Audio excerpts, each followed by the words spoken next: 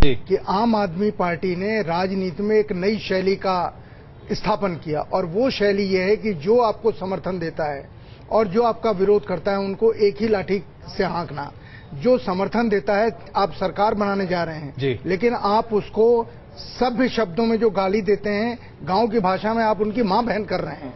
मेरा सिर्फ ये कहना है कि इस तरीके की चीज राजनीति में नहीं होनी चाहिए। राजनीति में थोड़ी सभ्यता होनी चाहिए, भाषा पे थोड़ा अंकुश होना चाहिए, थोड़ी चाशनी होनी चाहिए। नहीं, आज आप यहाँ कह रहे हैं, कल आप ब्यूरोक्रेसी को यही कहेंगे कि कमरे में बंद करके तुमको जूते मारेंगे। ये नहीं चलता, और अगर ये नहीं चलता है तो लोग भी इसको समझ रहे हैं कि आप जानबूझ करके कोच रहे हैं कि कांग्रेस आपसे समर्थन वापस ले ताकि आप अपने वायदे पूरे न कर पाए।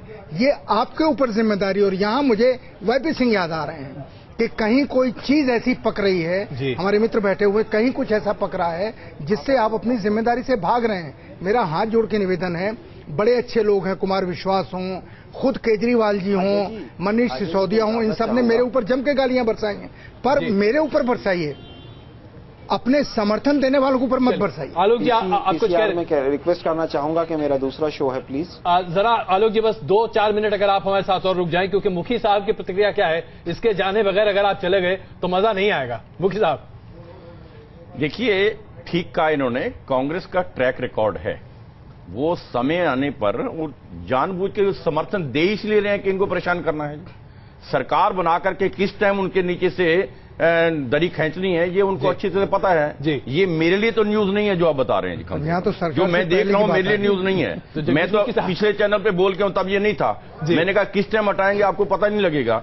मेरा तो वही पहली बात बताना चाहता हूँ, जब अनप्रिंसिपल तरीके से आप इस प्रकार के सरकार बनाएंगे उसके तो यही नतीजे निकलने वाले हैं। आरोप इस समय पर जो लोग दे रहे हैं ये बहुत ही संकीर्ण मानसिकता का परिचय है। अनप्रिंसिपल नहीं है, मैं आप लोगों को शाबाशी देनी चाहिए। अरविंद केजरीवाल सरकार नहीं बना रहे थे, 28 सीटें लेके, तब आप परेशान थे, दोबारा इलेक्शन करा रहे हैं। अब उन्होंने चैलेंज को कबूल किया है, बीजेपी मैदान छोड़ के भाग गई। उन्होंने कहा दिल्ली वालों को अच्छा गवर्नेंस देंगे, तब आपको परेशानी है, भाजपा को परेशानी है। नहीं, फिरोज साहब आपने एक बार भी मना किया है कि दोबारा ऑफिशियली ये मना किया है कि हम सरकार नहीं बनाएंगे। खरीदो फरोख्त नहीं करेंगे, दोबारा हो, हम जोड़ तोड़ की राजनीति से सरकार बनाने के हक में नहीं है। हेड काउंट होता है, हमारे पास जोड़ तोड़ की बात संख्या नहीं है, पूरी संख्या नहीं है, तो हमने अपोजिशन में जाने की बात की है। कांग्रेस के द्वारा समर्थन देने से पहले हमने भाषा की बात कर रहा हूं और कुछ भाषा अभी भी आपने बड़े अभद्र शब्द मां बहन के इस्तेमाल किए। मैं समझता हूं कि एक बड़े चैनल पे, क्या किसी भी चैनल पे मां बहन का लफ्ज नहीं आना चाहिए। थोड़ा सा आप अपने को देखिए, आदमी को अपनी आंख का क्षति नजर नहीं आता, दूसरे का तिनका नजर आ जाता है। आप मेरे दोस्त हैं, मैं बड़े विनम्र शब्दों में आपसे बात कह रहा हूं। मुझे अगर कुछ कहना होता, बड़े आप लोग मुझे गाली देते थे तब मैं कहता। मैं तो आपसे हाथ जोड़ के हमारे यहाँ कर रहा हूं, किसी ने गाली नहीं दी आपको। आपको शायद गलत फहमी है। इस चर्चा में जरा वाईपी सिंह साहब को ले आऊं। वाईपी सिंह साहब बहुत देर से आराम से चुपचाप बैठे थे। सिंह साहब, जो कुछ यहां पर घटित हो रहा है, क्या आपको लगता है ये पहले ही से निर्धारित था? क्या अरविंद केजरीवाल और उनकी पार्टी वाकई में कांग्रेस को एक ऐसे बक्से में डालना चाहती थी कि उसके बाद तिलमिलाकर कांग्रेस पार्टी रिएक्ट करे और फिर शायद अरविंद केजरीवाल शहीद बनकर सामने निकल आए? ये तो कांग्रेस की इमेच्योरिटी होगी अगर कांग्रेस इस तरह से करेगी। केजरीवाल की शुरू से ही स्ट्रैटेजी रही है। कांग्रेस अभी परिपक्व नहीं हो पाई। बस अरविंद केजरीवाल की शुरू से स्ट्रैटेजी रही कि वो ट्रैप करते हैं लोगों को। अन्ना के समय में जब अन्ना की गिरफ्तारी हुई, उसी से जो है अरविंद केजरीवाल पे अगर गिरफ्तार नहीं होते अन्ना उस समय, कांग्रेस तो कुछ नहीं होता रही है, भाजपा उनको ट्रैप कर रही है। अब ये है वो निकल आए, कांग्रेस बात सुन लीजिए। केजरीवाल कांग्रेस के सपोर्ट उनके साथ अलायंस करके खुद कलंकित हो रहे हैं।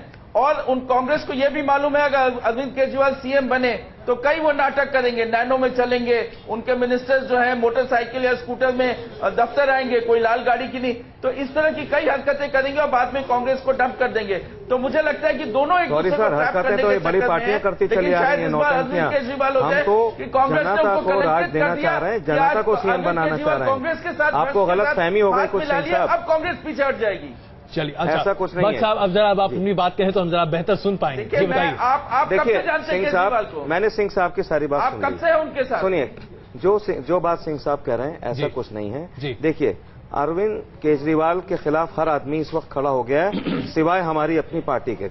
अरविंद केजरीवाल जिस वक्त सरकार नहीं बना रहे थे, वो कह रहे थे 10 दिन का टाइम मांगा था, तब केजरी नौटंकी कर रहे हैं, तब परेशानी है कि दूसरा इलेक्शन लादना चाह रहे हैं, सैकड़ों हजारों करोड़ का खर्चा आएगा, तब खुश नहीं थे। अब अरविंद केजरीवाल ने जब चैलेंज को कबूल किया है, बहादुरी से वो मैदान में आए, मर्द-ए-आन बन के मैदान में आए, तब परेशानी है।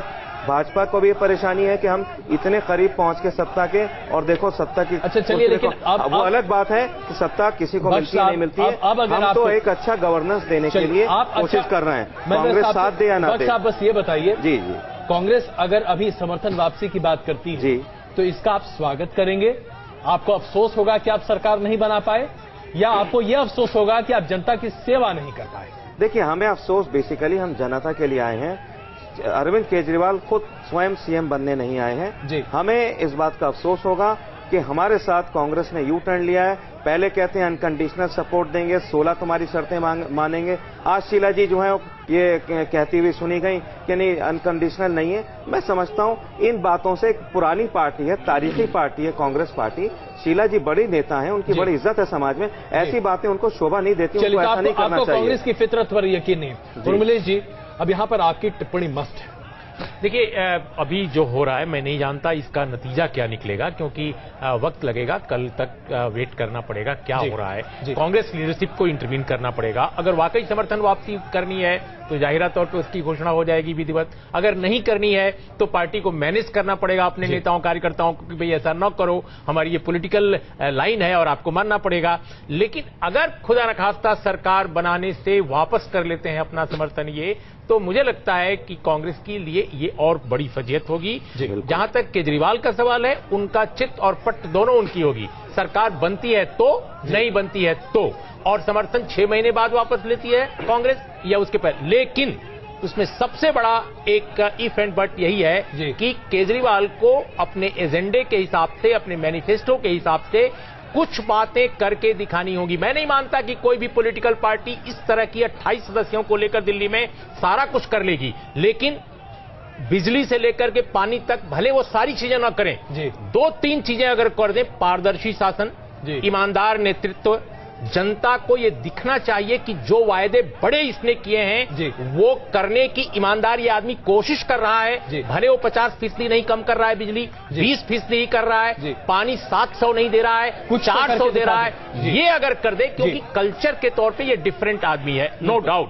वाईपी सिंह कुछ भी कहें, वो उनको लाख नाचीज बताएं, लेकिन दिल्ली की जनता ने अगर उसको बनाया है तो दिल्ली की जनता कोई मूर्ख नहीं है। और जनता को मूर्ख समझने वालों को मुझे लगता है कि जनता समझती है कि वो क्या है। मुझे लगता है कि जनता खारिज कर देगी केजरीवाल को अगर वो भी जनता को मूर्ख समझेंगे। बिल्कुल। मुखी साहब, अब यहां पर आपकी बात समझ में नहीं आती। अगर सरकार बनती है तब भी आपके लिए मुश्किल की स्थिति है, क्योंकि वाकई में इसके बाद फिर जब तक सरकार गिरती नहीं है, कोई मुश्किल नहीं है। आप विपक्ष में रहेंगे। मुश्किल क्या है? अगर सरकार ने स्वीकार किया, हमने सरकार अगर नहीं बनती, रोल को स्वीकार कर रहे हैं। अच्छा मुखी साहब, अगर मान लीजिए सरकार नहीं बनती है, जाहिर सी बात है ऐसे में चुनाव होगा, और चुनाव के लिए आप तो तैयार हैं? नहीं, मजबूरी है। कभी भी यदि आंकड़े नहीं बनते हैं, सरकार नहीं बनाते हैं, तो इलेक्शन कमीशन चुनाव ही कराएगा। और ऐसे में हर पार्टी को स्वीकार करना पड़ेगा। ऐसे में आपका विरोधी कौन होगा? हर पार्टी को स्वीकार करना पड़ेगा। ऐसे में आपका विरोधी कौन होगा? आप पार्टी आपकी नंबर 1 विरोधी होगी, या कांग्रेस को ही आप नंबर 1 विरोधी मानेंगे? मैं तो अब भी कांग्रेस को विरोधी मानता हूं जी। आम आदमी पार्टी तो सुनामी की तरह से बिना उसके आए हैं, उसी तरह से 15 मिनट समाप्त हो जाते हैं, वो वाली पोजीशन है इनकी। लेकिन सर माफ कीजिएगा, जनादेश हमारा आज भी हम कहते हैं कांग्रेस का। सर एक सेकंड सर, जनादेश जो इस बार का है उससे ये लगा है साफ साफ कि नरेंद्र मोदी जो इनकी पार्टी के प्रधानमंत्री पद के दावेदार हैं, उनकी हवा को दिल्ली की सरहद में किसी ने रोका है तो वो कांग्रेस नहीं, उस पार्टी का नाम है आम आदमी पार्टी। आज की तारीख में सच यही है। इसलिए आपकी मुख्य मुखालफत अगर है तो वो इसी पार्टी से होगी, आप भले कांग्रेस को कहें या किसी और को कहें। साहब, आम आदमी पार्टी ये लंबी चलेगी। अगर दोबारा एनजीओ मान के ट्वीट किया था, अगर इलेक्शन दोबारा हुए, एनजीओ मान के ट्वीट किया था, ये भ्रष्टाचार के खिलाफ बात कर रहे थे, दोबारा हुए बोलने तो आपकी सीट, आप हर एक को डिस्टर्ब करते हैं। कांग्रेस की भी सीट, हर एक को नहीं बोलने देते। एक सेकंड, मैं ये कह रहा था, हमने इन्हें एनजीओ ट्वीट किया, हमने कहा ये भ्रष्टाचार के विरुद्ध जो हमारा एजेंडा है उसकी बात कर रहे हैं, करने दीजिए ना। ये सारी बात बिजली की कर रहे हैं, हमारा भी ये एजेंडा करने दीजिए ना। इससे एक माहौल बनेगा किंतु हमारे असेसमेंट में कहीं गलती रही होगी, हम उसे स्वीकार करते हैं। आज ये पॉलिटिकल पार्टी हैं तो हम उसी तरह का विरोध करेंगे, इनकी भी परतें खोल खोल कर रखेंगे जैसे हमने कांग्रेस की रखी हैं। हम पॉलिटिकल लेवल पे ट्रीट करेंगे। आज तक हमने से पॉलिटिकल पार्टी उसे फोर्स नहीं माना था कि शायद हमारे असेसमेंट में गलती थी। हमने एनजीओ